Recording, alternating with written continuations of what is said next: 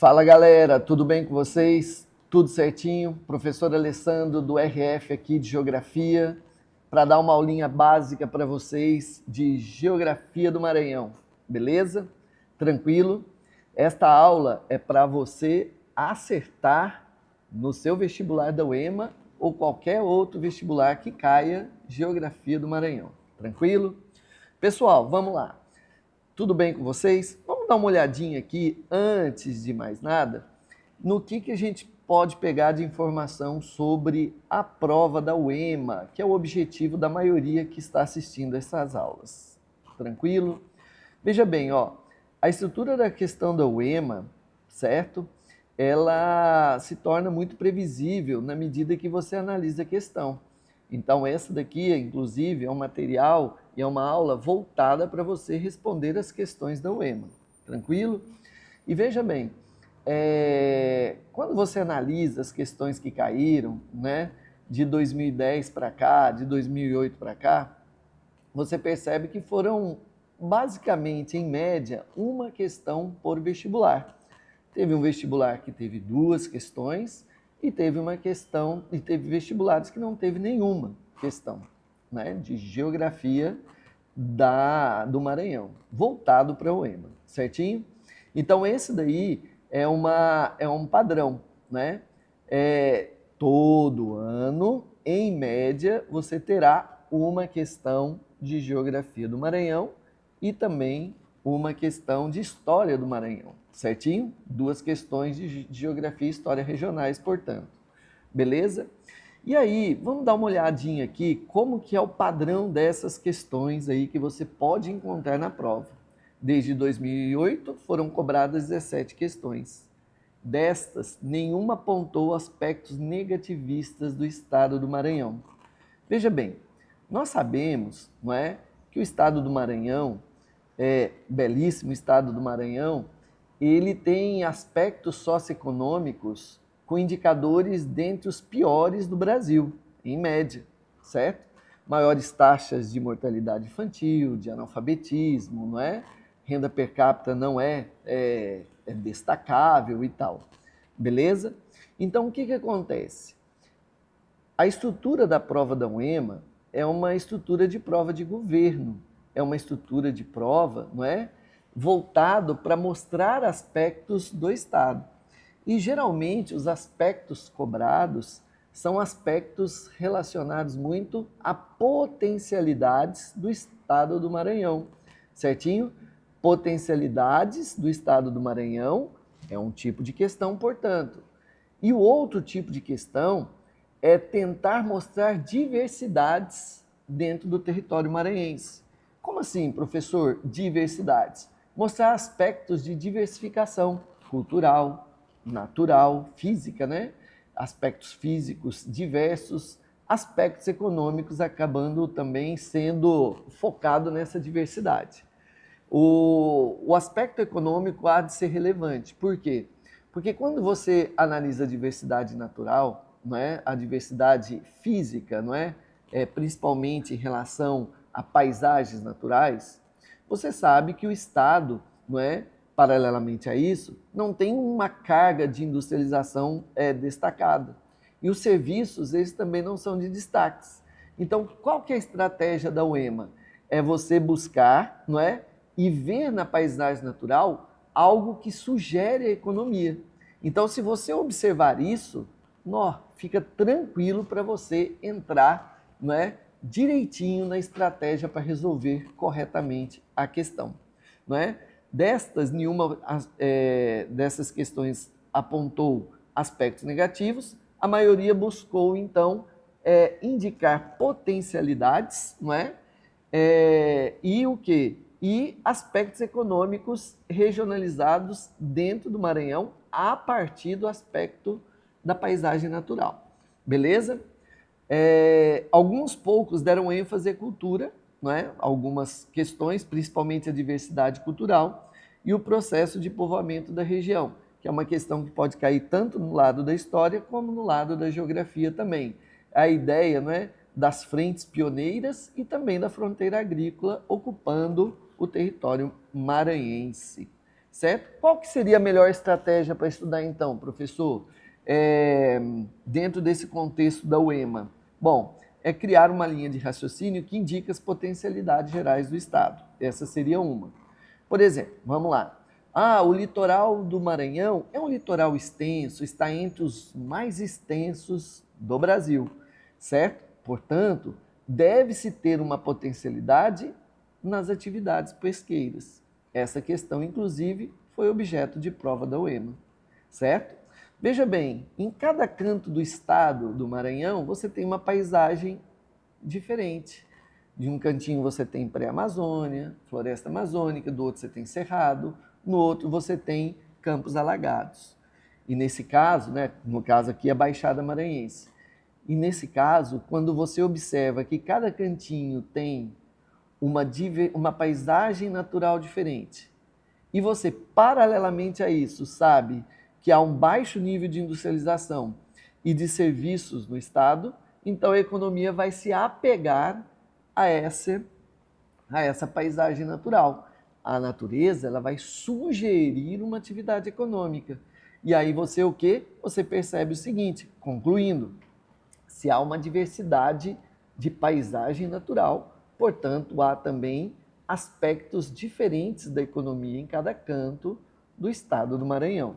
Então, esse daí é algo positivo que você tem que perceber nas questões. E o outro é dividir os estados em regiões ecológicas. São 7, né? E nessas 7, você traçar algo, não é? Traçar a linha do entendimento do aspecto natural e depois o quê? E depois ver a sugestão econômica de cada área. E aí, para você fechar o seu estudo, o que você faz? Você dá uma olhadinha atenta na região que você está analisando e vê se tem algo diferente. Se tem algo que destoa do padrão. Qual é o padrão? Veja aspecto natural e veja a sugestão econômica da região. Tem algo diferente na área? Não. Passa para o próximo item. Tem algo diferente? Vamos dar uma olhadinha nele para ver o que poderia ser cobrado. Beleza?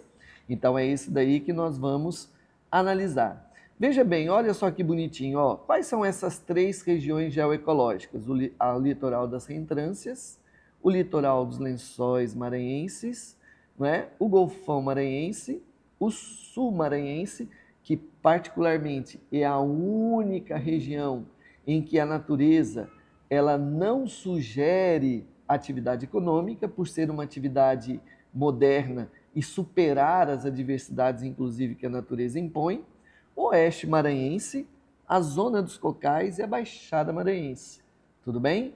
Então você percebe que dentro dessas 7 zoneamentos ecológicos, você tem um muito antropizado, que no caso muito transformado, que é o Golfão Maranhense, e você tem uma que a atividade moderna predomina. Ou seja, a natureza ela não sugere a atividade econômica, que no caso é o Sul Maranhense. Beleza? Então vamos dar uma olhadinha nessas 7 regiões, aí. Mas antes disso, vamos ver uma visão positiva geral. O estado do Maranhão ele tem uma área de aproximadamente 330 mil quilômetros quadrados e uma população absoluta de 7 milhões aproximadamente de pessoas vivendo no estado. E o estado, ele dá aquela ideia de diversidade porque o estado está numa zona de transição ecológica entre floresta amazônica, cerrado e caatinga. Então, algo positivo que você pode tirar do Maranhão, escondendo aqueles dados negativos que a UEMA não gosta de focar, não é? Mas apenas na potencialidade do Estado e na riqueza a partir da diversidade, você tem aí um argumento muito bom para você indicar a diversidade. O Estado do Maranhão é um estado de transição entre 3 grandes biomas, a floresta amazônica, a caatinga e o cerrado. Beleza? Tudo bem? E aonde que está a potencialidade aí, a visão positiva que a UEMA adora? Professor, aí ó, possui uma grande biodiversidade, possui uma grande heterogeneidade de paisagens naturais. Certinho? Beleza? Então possui vários biomas, no seu território, que sugere, com exceção de 2, atividades econômicas típicas de cada região e possui uma grande biodiversidade. Beleza? Tranquilo? Vamos dar mais uma visãozinha positiva? Olha essa visão que já caiu na prova da UEMA. O Maranhão possui uma das maiores faixas litorâneas do estado. Vamos positivar isso? Presença de áreas de manguezais, que são berçários naturais, na faixa litorânea, principalmente na parte oeste do litoral, em direção ao estado do Pará. Extensa plataforma continental, certinho? Beleza? Ou seja, vai se aprofundando, né, o oceano, mas lentamente, e a existência de alguns bancos coralíneos, como, por exemplo, o Parcel de Manuel Luiz. Então, veja bem, você tem uma plataforma extensa, que bate luz no substrato, não é? Isso daí acaba gerando uma possibilidade maior de vida marinha. Você tem bancos coralíneos e um extenso manguezal. Isso daí dá uma potencialidade econômica dessa região, que é a atividade pesqueira. Viu que fácil? Então você pega aspectos naturais e transforma, a UEMA transforma isso em potencialidades ou pontos positivos do estado.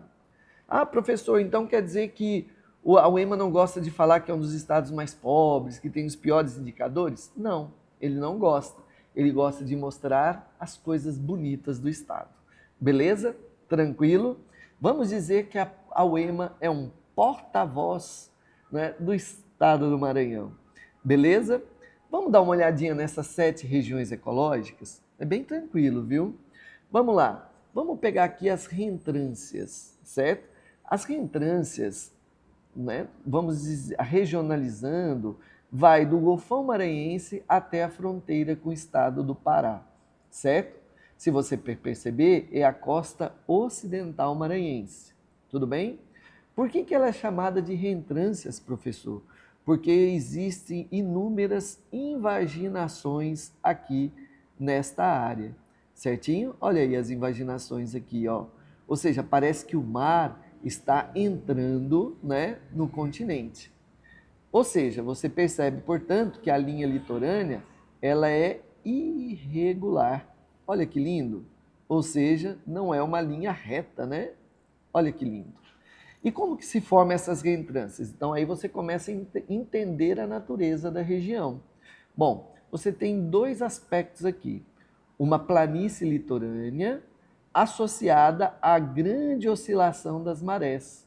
Então, quando você tem a linha, uma planície litorânea baixinha, e você tem o quê? E você tem uma oscilação da maré, que é uma das maiores do mundo, você vai ter uma influência muito grande da água marinha no continente, nessa faixa litorânea, certinho? Inclusive, pessoal, rios desta região têm o fenômeno da pororoca. Quando a maré eleva, você tem uma onda destrutiva, porém natural, entrando no canal dos rios, não é? Provocando uma onda constante e duradoura, que entra pelo interior do rio na faixa litorânea. Um exemplo clássico disso é o rio Gurupi, que é um rio interestadual que faz a fronteira entre o Pará e o Maranhão na porção oeste do estado. Tem pororoca ali, certinho? Bom, vamos lá. Qual que é o bioma presente nesta região? O bioma presente são mangues. E mangues é um berçário natural. O que isso quer dizer? Que o peixinho do mar entra no mangue para se reproduzir, né, e se alimentar. Então ali tem muita vida, ali tem muita matéria orgânica. E aí olha só que bonito. Se existe mangue nesta região, qual atividade econômica sugerida? É claro que é a pesca, certinho? Olha que lindo, que maravilha. Tranquilo? Então você tem a pesca aqui, beleza? Sendo a atividade básica. Professor, mas me diz uma coisa, então grandes navios entram no mangue para pegar peixe? Não, não, não, não, não. Mangue não é lugar para grande navio. Mas o que é então? É barquinho pequeno. Se é barquinho pequeno, então você já deduz o quê? Que é pesca artesanal. Olha que lindo isso daqui. Então é pesca artesanal.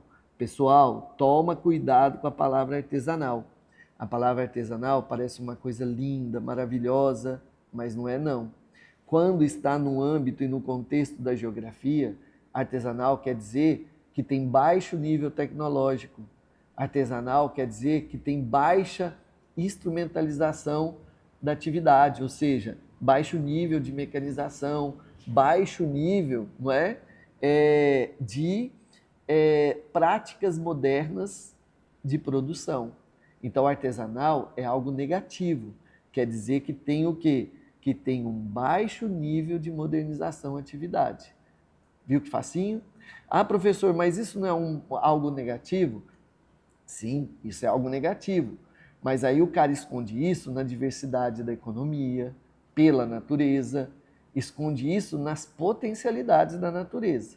Ele não quer que você saiba que isso é negativo, ele quer que você saiba que existe atividade pesqueira ali, beleza? Mas você tem que saber que é artesanal. Agora, tem nesse lugar aqui, chamado Reentrâncias Maranhenses, um lugar que é diferente? Tem um lugar que é diferente. O lugar que é diferente é a cidade de Alcântara. Por quê? Porque, além dela ter tudo isso que nós falamos, né? Você sabe que Alcântara está meio entre o Golfão e as Reentrâncias, né? Faz parte, inclusive, da região metropolitana de São Luís. Alcântara vive da atividade pesqueira também.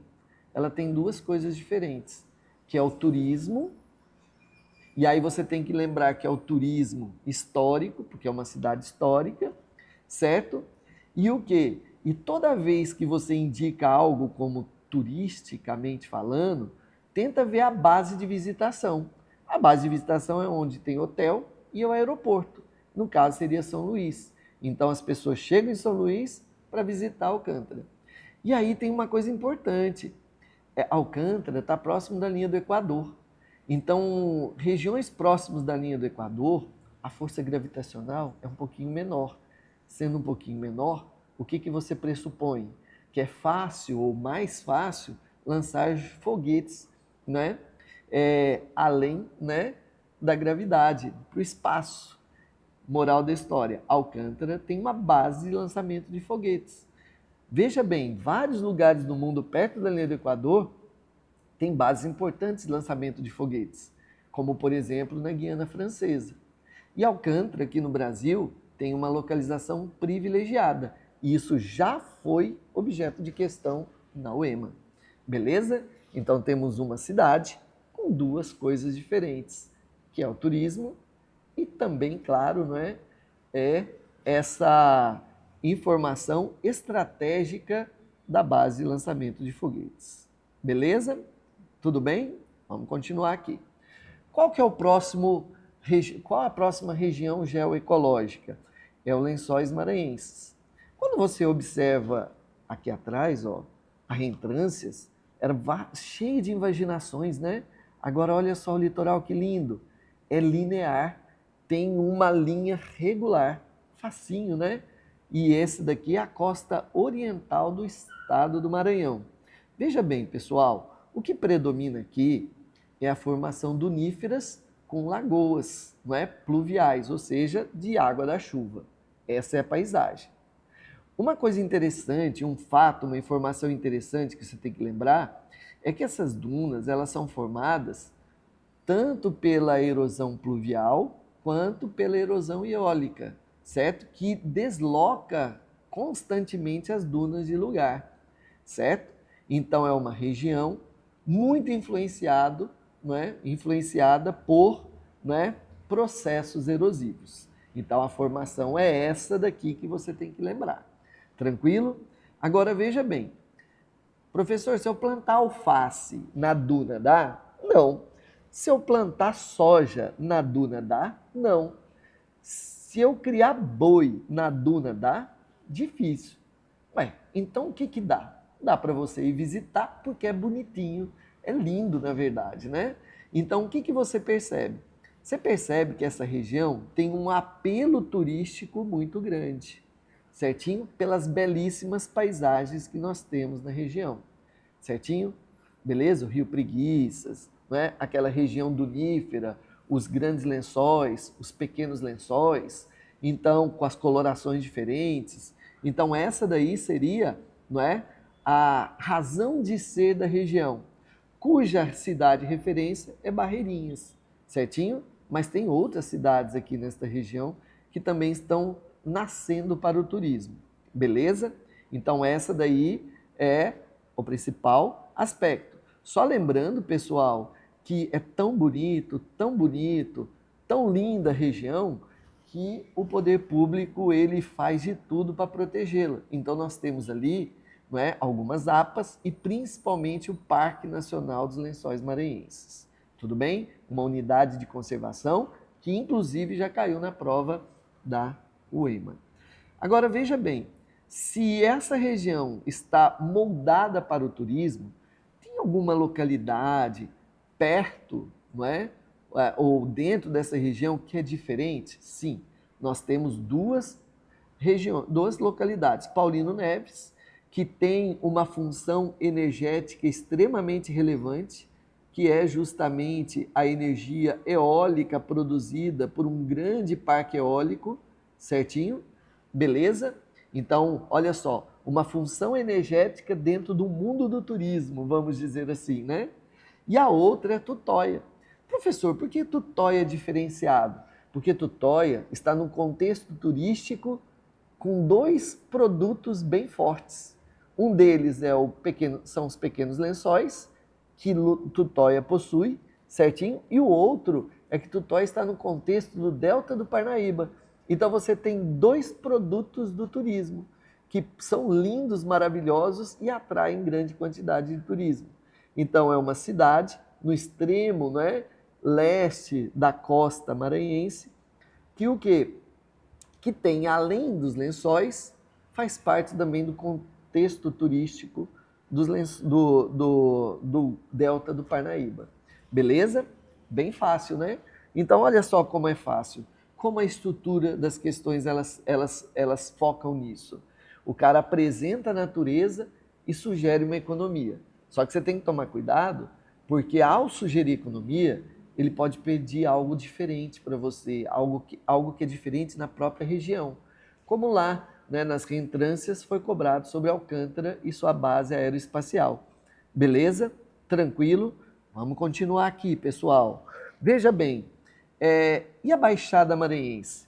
A Baixada Maranhense é uma região que está ao sul do Golfão, certo? Ao sul do Golfão.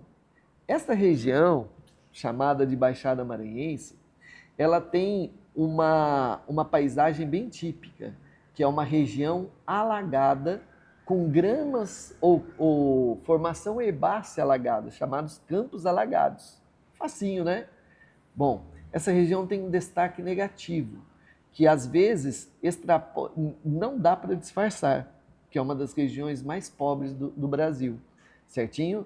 Juntamente com a região Marajoara, ou Baixo Marajó, lá no Pará, ou a região do Vale do Jequitinhonha, ou o interior do Agreste, do Alagoas, não é? A região ali da Caatinga alagoana, essa região é, infelizmente, uma das mais pobres do Brasil, certinho? Veja bem, essa região alagada, por que ela se alaga? Vamos lá. Você tem uma região muito plana, certinho? Uma planície que se interioriza do litoral e você tem vários rios que passam por ali. Inclusive, esses rios têm uma característica de serem rios meandrânticos, ou seja, que passam por uma região muito plana.